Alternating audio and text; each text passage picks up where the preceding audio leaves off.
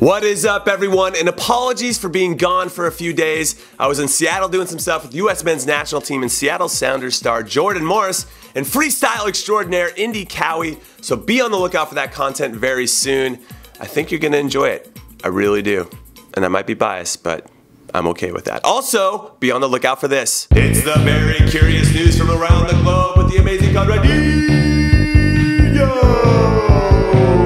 Very curious news item, number 1. This headline on BBC Sports website. Liverpool signed Roma's former Chelsea winger for £34 million. I mean, what? What in the absolute is that? Roma's former Chelsea winger? Is that even English? Or does it not matter as long as it gets people to click on it? And if that's the case, I'm gonna make the title of this video clickbaity too. Oh yeah, click that. You know you want to. Just tap that, see what's inside. Tap, tap, tap. How do you like that? Does it make any sense whatsoever? I guess it kind of does. Anyway, not only did Liverpool get Roma's former Chelsea winger Mohamed Salah for what I believe is a very, very good price, since the 25-year-old registered the second most assists and chances created last season in Serie A, and that's with him missing a month to play in the Africa Cup of Nations. So it's clear that he's going to help an already very good attack get even better. I mean, can you imagine Mane, Firmino, Coutinho, and Salah on the field at the same time? That would be such a joke. But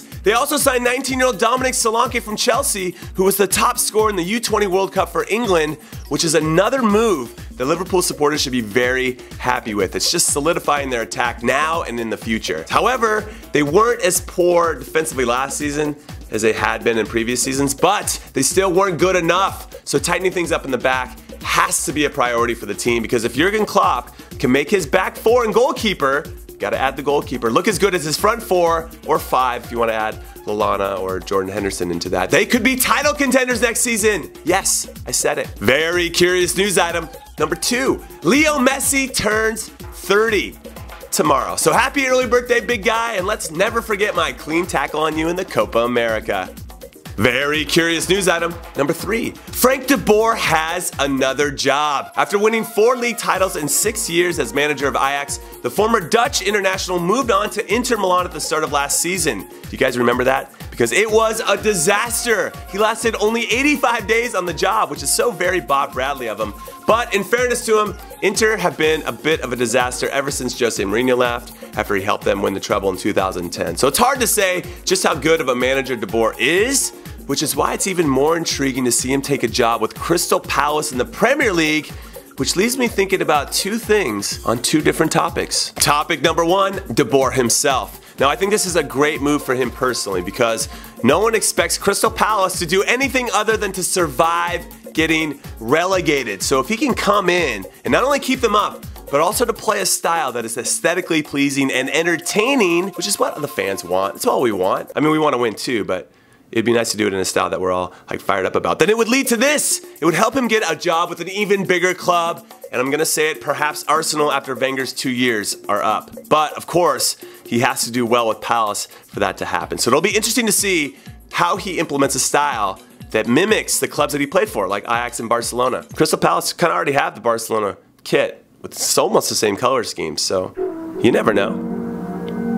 I think we do know, but you never know. Topic number 2, hiring English managers to manage English teams. Now, with the appointment of de Boer to Palace and the possible appointment of Mauricio Pellegrino, I thought it was Pellegrini, but it's not, it's a different guy. His name's Pellegrino, to Southampton to go along with Klopp and Wenger and Pep and Mourinho and Pochettino and Koeman.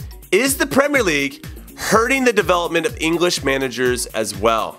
That's my question. Because it's been well documented that the influx of foreign players into the top tiers of English football, and I'll say football just for you guys because I'm talking about over there and not here, I call it soccer here, has taken away opportunities from English-born players, which we could argue has hurt the development and standard of the English national team. But now it's becoming clear that English managers could be suffering the same fate as their players. So I'm curious as to what you guys think, and that leads me to the number 2 point that I wanted to say about this topic. Do you know what I think? I think if I was an owner or a supporter or a player on the team, I would want the best man for the job no matter where he's from. I'm a citizen in the world. I'm open to all ideas. Very curious news item. Number 4, MLS Rivalry Week is upon us. And my two favorite matchups of the weekend are the Portland Timbers versus the Seattle Sounders, a game that the reigning MLS Cup champions, and that's the Sounders if you guys don't remember, need to win to get their season on track. They've been so inconsistent to start the season, but they've lost their last 4 road games. And Portland have lost only once at home all season, and that was to my beloved Sporting Kansas City 1-0, which, in all honesty, if I remember that game correctly, they probably didn't deserve to lose. The Timbers, they had a lot of chances. And the other game is the New York Derby between the New York Red Bulls and NYCFC. In fact, I did some fun interviews with them ahead of this game for beIN Sports, and I'll put the link for it in the description so you guys can see the full thing. It was very good. I thought, I'm biased. We talked about bias, I'm biased. But here's a brief snippet. The Red Bulls have won 6 out of 7 of these Derby games against NYCFC. Is it a real competition? Yeah, of course. I don't think so. Absolutely. Definitely. I mean, it's a derby at the end of the day, and we're always going to be up for, a tough match. It is. I can't lie. Of course it's a real competition. Every game's a competition. If you have 2 teams of 11 players who are passionate and love what they do, it's always a competition. No, but honestly. No, you can't. Not yet. All right, that's it. I have missed your faces so much, so I'm glad we're talking again. All of us right here. So enjoy your weekend. Enjoy any games you're watching, including the last group games of the Confederations Cup. And I'll see you tomorrow. Maybe. I think. Do you want me to come back tomorrow? I mean, I'm open to it. Just let me know what you want me to talk about. Because sometimes I'm like, what should I talk about today? I don't know. What do they think they want to hear? I don't know. I'm not sure. So just tell me. Just hit me up. All right. Later.